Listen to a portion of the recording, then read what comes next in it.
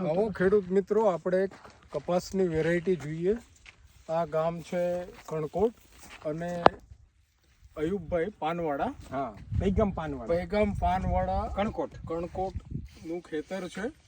અને આ એક ખૂબ સરસ વેરાયટી છે બુલંદી, જે કપાસની અંદર નીચેથી મોનોપોડિયા, ડાળીઓની સંખ્યા પણ 4-5 છે અને સિમ્પોડિયા લગભગ 20 જેવા છે. અને બોલની સાઈઝ, ઝીંડવાની સાઈઝ પણ ખૂબ મોટી છે.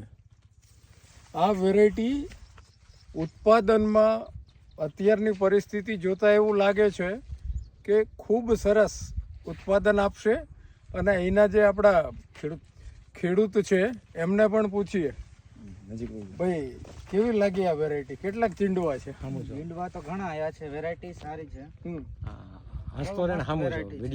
આપણે ખુલ્લી કરી એટલે કેવી દેખાય છે? ચીંડવા આટલા જોયા હતા તે પેલા? આટલા દેખાતા નતા, પણ ખુલ્લી કરી એટલે તો ઘણા દેખાય છે. એટલે હવે આમાં એવું લાગે છે કે માલ આપણને પેટ ભરીને મળશે.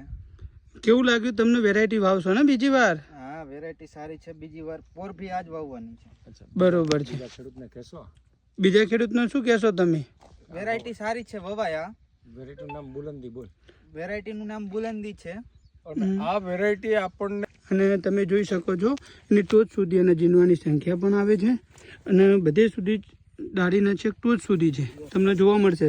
આ પેટા ડાળીમાં પણ તમે જોઈ શકો છો કેટલા ઝીંડવા લાગી રહ્યા છે. હજુ તો ગ્રોથ આઉટ ચાલુ છે પ્લાન્ટનો. બરોબર ભાઈ, આમાં તમને રોગ જીવાતનું પ્રમાણ કેવું લાગ્યું મોટા ભાઈ? રોગ જીવાતનું પ્રમાણ તો માપે જ છે. બરોબર. દવાનો ખર્ચ ભી નથી થયો હજી.